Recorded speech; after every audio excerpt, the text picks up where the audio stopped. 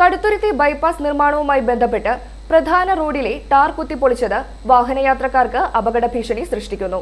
ബൈപ്പാസിന്റെ പ്രവേശന ഭാഗമായ ITC കട്ടിങ്ങിന് സമീപമാണ് വാഹനയാത്രക്കാർക്ക് പേടി സ്വപ്നമായി റോഡ് കുത്തിപ്പൊളിച്ചിരിക്കുന്നത്. വികസന പ്രവർത്തനം നടക്കുമ്പോൾ നിലവിലുള്ള സുരക്ഷാ മാനദണ്ഡങ്ങൾ പാലിക്കപ്പെടാത്തത് യാത്രക്കാരുടെ ജീവൻ അപകടത്തിലാകുന്നതിന് കാരണമാകുമെന്ന് യാത്രക്കാർ പറയുന്നു. ഇറക്കമായതിനാൽ വാഹനങ്ങളുടെ വേഗത നിയന്ത്രിക്കാൻ ഇവിടെ പ്രയാസമാണ്.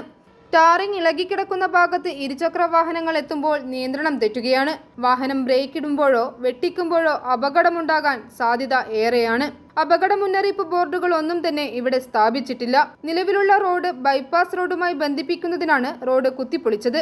ടാറിംഗ് പൂർത്തിയാകുന്നതുവരെ ഈ ഭാഗത്ത് മെറ്റലോ മണ്ണോ ഇട്ട് നിരപ്പാക്കി വാഹനങ്ങൾക്ക് സുഗമമായി പോകാനുള്ള സാഹചര്യം ഒരുക്കണമെന്നും രാത്രികാലങ്ങളിൽ ഈ കുഴികൾ കാണാൻ പ്രയാസമായതിനാൽ അപകടങ്ങൾ ഒഴിവാക്കാൻ ബ്ലിങ്കർ ലൈറ്റുകളോ റിഫ്ലക്ടറുകളോ സ്ഥാപിക്കണമെന്നും വാഹനയാത്രക്കാർ ആവശ്യപ്പെട്ടു. i4e news, Ettumanoor.